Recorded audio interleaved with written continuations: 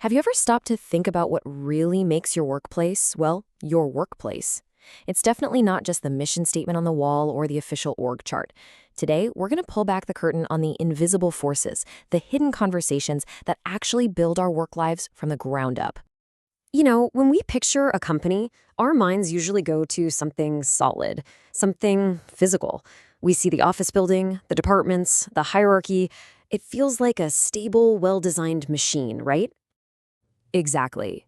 The most common way to think about it is what some call the container metaphor. It's this idea that an organization is just a box, and all the stuff we do, the meetings, the emails, the water cooler chat, that all just happens inside the box.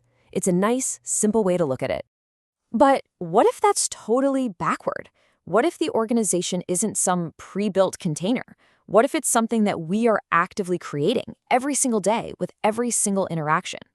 That's the huge question we're digging into. And that question leads us to a really radical shift in thinking. We're going to stop seeing communication as something that just happens in an organization and start seeing how communication is the organization. It's how we literally talk our companies into existence. So the official term for this idea is the Communicative Constitution of Organization, or CCO for short. This theory says that the reality of your workplace isn't some fixed thing. Nope. It's something we are constantly building together through all our conversations, our stories, our little rituals. It's about shifting from thinking of organization as a noun, a thing, to organizing as a verb, an action. It's always in motion. Okay, to really get this, we have to understand two key ideas: discourse with a lowercase d and discourse with a capital D. Little d discourse is all the small stuff, right? The actual emails you send, the specific words you use in a meeting, the texts. But big D discourse, that's the giant invisible system of thought that's floating all around us. Ideas like professionalism or efficiency or innovation that quietly shape what we say and even what we think is possible. Here's a perfect example to make that crystal clear. A social worker talking with a client. That specific one-on-one conversation, that's little d discourse.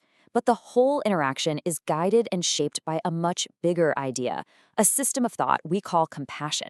That's the big D discourse. You see how it works? The small talk reinforces the big idea, and the big idea shapes the small talk. They're locked in a feedback loop. So, if we're all creating the organization with our communication, that brings up a pretty big question. Who's setting the rules for that communication? This is where we start looking at the hidden ways power and control really work in the modern office. And a huge concept here is something called hegemony. No, this isn't about obvious, brute force. It's way more subtle. It's when a dominant group's way of seeing the world becomes so normal, so accepted that everybody just thinks, well, yeah, that's just the way things are. It's when we start to agree to our own subordination, because the system feels like plain old common sense. And that brings us to a really fascinating modern version of this called conservative control. On the surface, it sounds amazing, right? Power moves from the managers down to the team itself. But as you're about to see, this can actually create an even more intense form of pressure.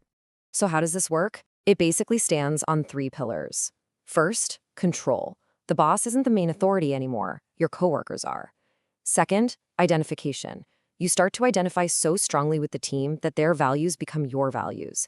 And third, discipline. The team itself starts rewarding and punishing its own members to keep everyone in line. It becomes this powerful, self-policing machine. I mean, listen to this quote from a real worker they called Danny. It's honestly a little chilling. The threat of getting fired isn't coming from some manager in a corner office. It's coming from his own peers. Studies show this kind of peer pressure can be way more intense and harder to escape than old-school top-down management. It's manufactured consent in its purest form. All right, so let's use this new lens to look at one of the most powerful big D discourses of all, the invisible blueprint of gender that helps shape our organizations. This is a perfect example of how one of these big hegemonic ideas can structure an entire workplace without ever being written down in a rulebook. Now, in this context, when we talk about patriarchy, we're talking about an underlying ideology. It's the idea that our institutions, especially traditional ones, are often built in a way that naturally favors men and what we think of as stereotypically masculine values. It's a deep-seated assumption about how things ought to be run. And this blueprint creates this kind of hidden value system, On one side, you have these traits we traditionally label masculine that get a lot of praise in the corporate world. Things like pure logic, aggressive competition, being a lone wolf. And on the other side, you have traits we label feminine, like cooperation, empathy, intuition, which historically have often been seen as less valuable or less businesslike. And look, this isn't just a theory. You can see it in practice. One study found that when male executives were asked about their kids' futures, they could easily map out these ambitious career paths for their sons.